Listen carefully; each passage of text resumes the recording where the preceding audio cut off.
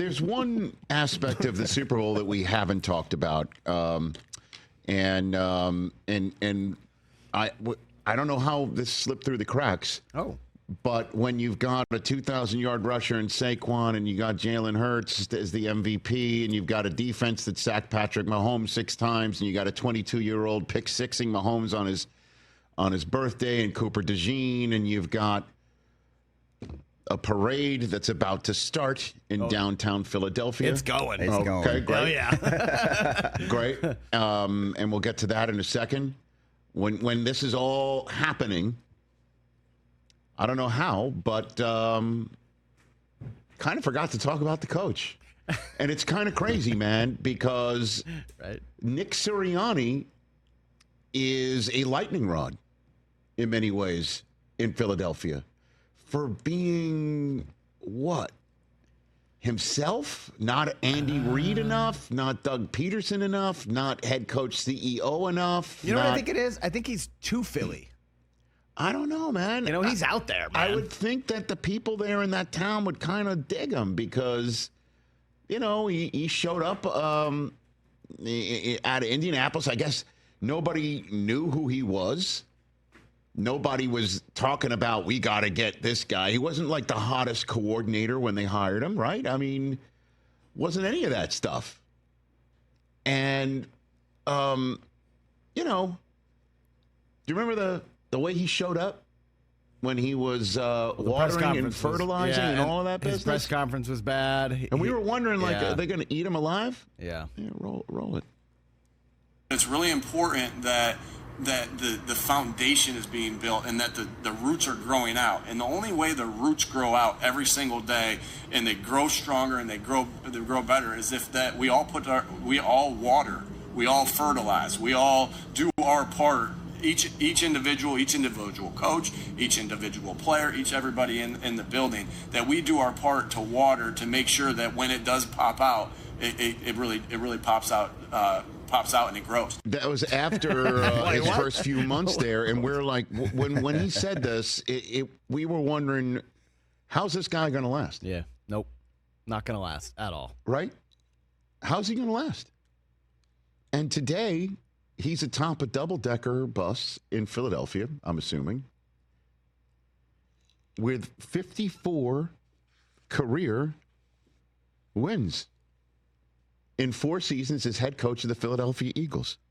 3 behind George Seifert, who, as we all know, took over a 49ers team from Bill Walsh that was ready-made to go, with the exception of trying to win with Steve Young, and he did.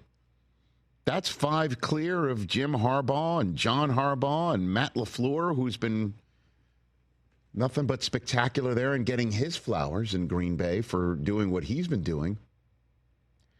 And Sirianni became the 8th youngest head coach to win a Super Bowl. The Eagles had, as we mentioned, one of the most impressive seasons we've ever seen. 18 wins. That's tied with the 84 Niners, the 85 Bears, and the 07 Patriots for the most in a single season. The 40 points in the Super Bowl had 8 consecutive offensive drives scored. He had 8 offensive drives in the game, including the one that ended it. NFL Film showed behind the scenes of post turnover on downs in the third quarter, 27-0, Chiefs down, Eagles up, taking the reins of the offense over again. NFL Films heard him basically tell Kellen Moore, we win, we score, game's over. That clip was awesome. And he just said, just call it. Just call it. Call it. And he's like walking away. He's like, just call it. Hurts throws up top, touchdown. And Hurts, being the guy that he is, you know, I understand the two of them, there's always a conversation that they're not on the same page and things like that, which blows my mind. Because when Sirianni took over, Hurts had just been benched at the end of the season in the final game of the season in the most bizarre fashion after he got the job because Carson Wentz was suddenly unusable And the Eagles kept trying to use him and hoping that the guy who signed that big fat contract after being drafted second overall in his second contract with the Eagles would turn into the guy in the first contract of the Eagles, and he never did again. Sirianni's the one who came in and put the Jalen Hurts T-shirt on. And I guess that's what people think. He just wears T-shirts, he rah-rahs, and then he's just totally nuts on the sideline. And then, after they fell to 2-2 this year, losing 33-16 in Tampa, which has been their bugaboo. The 2 years they didn't make the Super Bowl of the 4 years that Sirianni's been the head coach there and Hurts has been the quarterback there, making the playoffs every year. The season ended in a playoff loss, one and done in Tampa. So they lose to Tampa in Tampa again this year. And all the PTSD, for the lack of a better phrase, shows up. And they gave up 445 yards of offense. And Jalen Hurts had a fumble and only 158 yards passing because there was no Devontae Smith, no A.J. Brown, no Lane Johnson. They got boat raced. And they go into the bye week. And Sirianni comes out looking like Private Pile. He shaved his head. And everyone's wondering what's going on with this. And they lost only one game after that. All the rest of the season. Didn't he bring his kids out to one post-gamer? And he does that a lot. But people accused him of using them as a shield. Human shields. Yeah. 145 points in the postseason. That is the most in the history of the NFL's postseason. 14 more than the 94 49ers, who I think put up 93,000 points on the Chargers in the Super Bowl. I think Jerry Rice just got another one. How about this one? The Eagles' defense, and just in general, altogether, they were plus 12 in the turnover margin in the playoffs. Plus 12.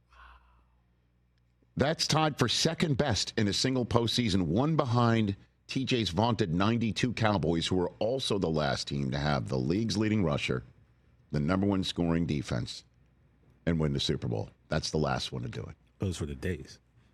The 92 Cowboys, dynastic Cowboys, and the 2024 Philadelphia Eagles. Got to give it up to Nick Sirianni. You must. And I imagine Jeffrey Lurie will do so in dollars and cents.